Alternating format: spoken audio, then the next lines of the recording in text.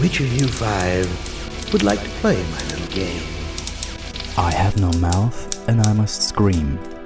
This horrifying title stands for maybe one of the most disturbing, unsettling, and equally brilliant short stories of all time, published by Harlan Ellison in 1967, as well as the video game adaptation by Cyberdreams in 1995, in which Ellison expands the outline of the short story to turn it into one of the most outstandingly written pieces of nightmare fuel in video game history.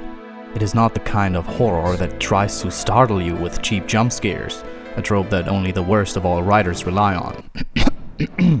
Instead, it deals with deep and mature concepts such as guilt, torture, rape, murder, psychopathy, mental illness, anxiety, Freudian psychology, singularity, cannibalism, and cultural dogma, just to name a few, without ever becoming bloated or pretentious to create a terrifying post-apocalyptic vision of eternal damnation.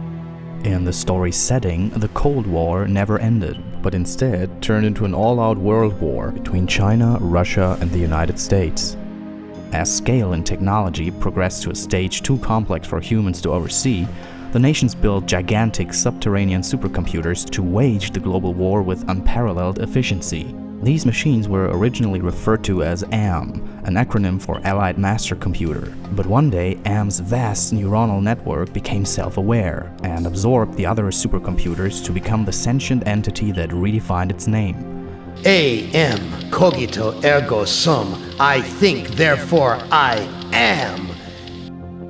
Each of the three supercomputers became one of the three pillars of the psychic apparatus defined in Sigmund Freud's structural model of the psyche. The id, the unorganized part of the personality structure that contains a person's basic instinctual drives. The ego, the critical and rational part of the psyche that mediates between the urges of the id, and the superego, which reflects the internalization of cultural rules and parental preconception and biases, while aiming for perfection, structure, and spiritual fulfillment. But AM's psyche did not develop in a social environment where people live in peace alongside each other, but instead both its instinctual drives and its cultural preconceptions originated from uncountable miles of circuits that have been filled with centuries of what it calls killing data.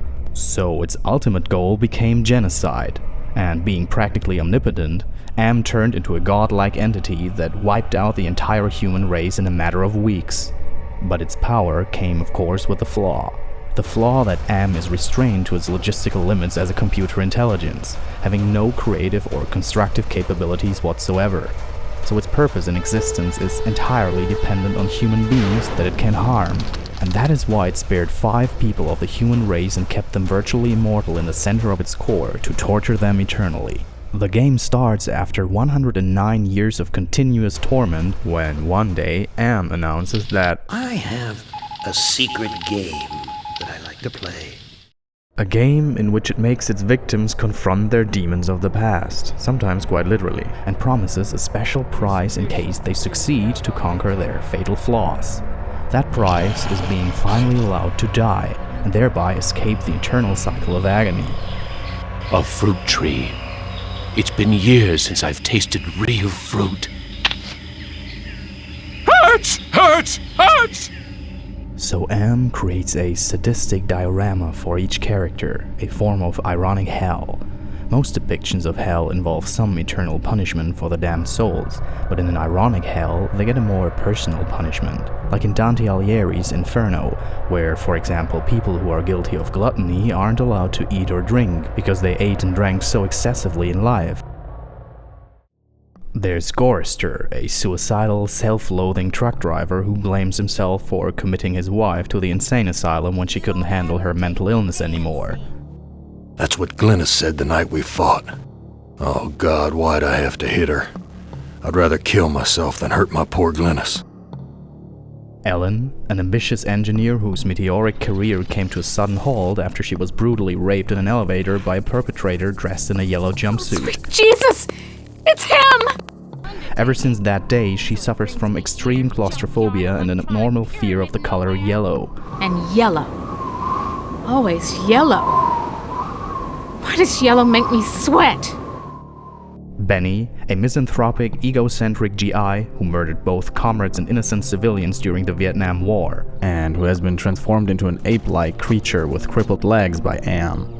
He has to show that he's able to act out of compassion in order to overcome his fatal flaw.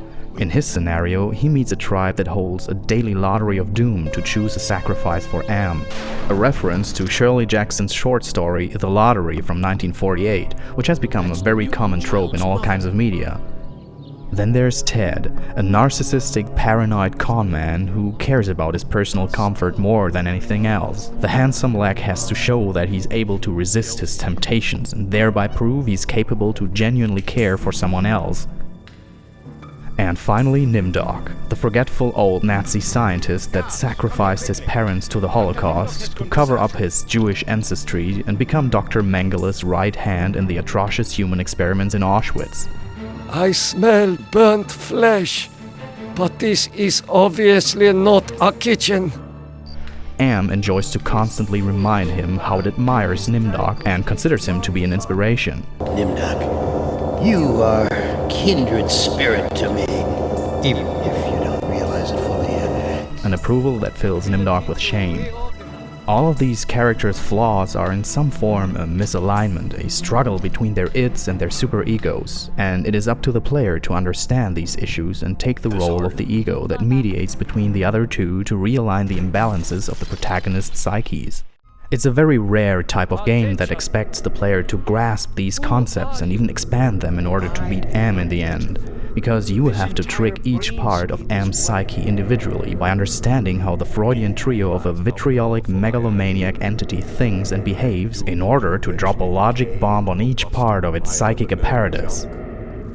What is the point of continuing this futility? I think, therefore I am not. It's kind of a very dark and psychological take on Monkey Island's insult sword fights. And if you happen to fail, the game punishes you with all kinds of bad endings, including the extremely cynical ending of the original short story. I have no mouth, and I must scream.